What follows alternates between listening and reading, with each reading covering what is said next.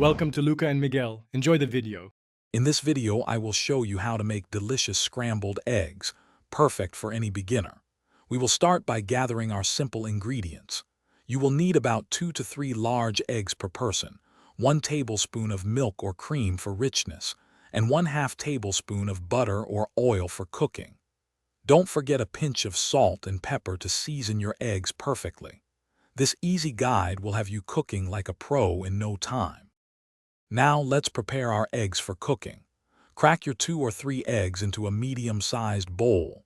Next, add your 1 tablespoon of milk or cream. This addition helps create a wonderfully creamy texture. Whisk the mixture vigorously for about 30 seconds.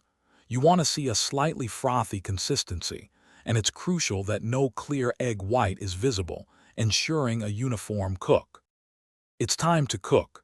Place a non-stick pan over medium-low heat and melt your 1/2 tablespoon of butter or oil. Once the butter is shimmering, pour in your whisked egg mixture.